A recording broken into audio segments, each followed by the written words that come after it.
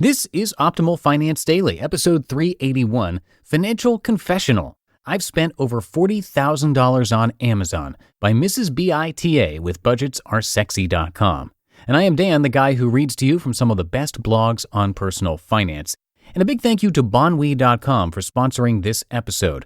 Travel sites typically give you 2 to 10% in savings, but by&nbsp gets you the best hotel rates and up to 30% back in rewards, which can be used for airline tickets, hotel stays, and gift cards. Learn more by visiting by&nbsp. That's BONWI.com. Now, today's post is from a guest author on Budgets Are Sexy, so let's get right to it as we optimize your life. Financial Confessional. I've spent over $40,000 on Amazon by Mrs. BITA with budgetsaresexy.com. I'm going to give you a peek into our murky financial past. Fair warning, this isn't going to be pretty. The more frugal among you are likely to faint or throw up or run screaming from the horror of it all. Maybe even all three simultaneously. Why am I delving into our financial closet and yanking out an ugly skeleton for you to gawk at? I know there are readers out there who are where I was not so long ago, when they read personal finance blogs replete with astronomical savings rates, oh so tiresomely sensible investments, and amazing acts of frugality. Perhaps they leave feeling disheartened instead of inspired. I hope that if people see we're not unlike them, warts and all, they'll come around to the belief that redemption is indeed a possibility. If you own Amazon stock, thank me. I recently decided to sell some of my toddler's baby stuff on Craigslist. When I was making the Craigslist posting, I looked up my Amazon order history to find out how much I had paid for the thing that I was trying to sell. This horrifying detail caught my eye. 177 orders placed in 2014. I then asked Amazon for a detailed order report for the year. Apparently, I have a masochistic streak that I was not previously aware of. I clicked on the report, expecting the worst. It did not disappoint.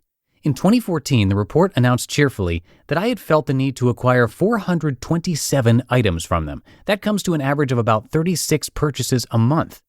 I had acquired more new things than there are days in the year. What the ever-loving was I thinking? I felt compelled to uncover the full horror of this situation.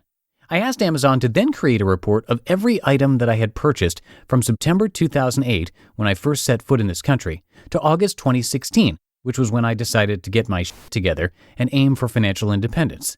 In this time frame, I ordered a whopping 1,427 items from good old Amazon. Since we all love numbers, let's break that down. That works out to 178 items a year, or about 15 items a month, or about one item every 2 days. The cost of my wanton debauchery? $40,981.60. Actually, no, $40,981.60 doesn't even begin to cover it. The true cost? The money tree that I could have grown using a $41,000 acorn. For the curious, $108,785 in 20 years at 5% compounded annually. The amount of freedom frittered away. How much earlier could I have gained financial independence? How many extra hours do I have to now stay chained to my cubicle? The environmental cost of acquiring so many things whose ultimate destiny will now be a landfill somewhere. The cost of shame and regret. Let's talk about the cost of shame and regret. I have always known that until last year I spent with gleeful abandon. Knowing that in the abstract is a teensy bit different from actually looking at the cold, hard, unforgiving numbers. I feel ashamed. I feel regret. I feel somewhat diminished. Do these feelings stem from the fact that I blew nearly $41,000? That is certainly a factor, but it isn't just about that number, a whopper though it is. The feelings stem from the fact that all those numbers are clearly at odds with the person that I thought I was. I have always, from the time that I migrated to this country, mocked the blatant consumerism that blankets this land. I thought myself superior somehow. I was not one of the mindless mob who were suckered into always wanting, and wanting more. I was better than that. I can count on the fingers of one hand the number of times I have visited a mall, so I deluded myself into thinking that I wasn't, maw agape, consuming as fast as I possibly could.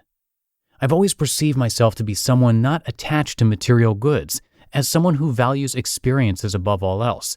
And yet, somehow, 1,427 very material things crept into my life over a period of 8 years. You know what might be the saddest part of this story? I have no idea what most of those 1,427 things are, or even where they might be. So not only did I waste the money, I didn't even procure anything of lasting value. I could look at the detailed spreadsheet Amazon has been so kind as to share with me, but I rather think I won't. I am all out of both the will to self-flagellate and the desire to wallow in self-pity. I would rather spend my time and energy thinking about the why. Why was I procuring this mountain of items? Was this my go-to mindless hobby when I had nothing else to do after a hard day of work? Was there a void in my life, an absence of a larger purpose that I attempted to fill with 1,427 amazing artifacts from Amazon? Was this my way of distracting myself, magpie-like, from the fact that my life was ticking by and I was creating nothing of worth? It could have been any of these reasons. Maybe it was all of them. Where are we now? So far in 2017, we've only had 13 orders, 4 of which placed by my parents when they were visiting, and which they paid for themselves. The remaining 9 orders are mine and total a princely $255.23. Barring one, everything on the list is a consumable, exciting stuff like dog food, toilet paper, soap, shampoo, diapers, tea, and toothpaste. The barring one is a gift from my mother, a case for her cell phone. We've set ourselves big savings goals in order to be able to retire while we are still relatively young and hopefully in possession of all our teeth. In 2017, for instance, we plan to save the substantial sum of $160,000. As I recently observed in my financial report for March 2017, at the end of quarter 1 for 2017, we're more than halfway there. I wish that this was a story of the strength of my character and of my gumption. I wish I could say that I recognized my flaws and then by sheer force of willpower, I turned my life around. But what actually happened was this.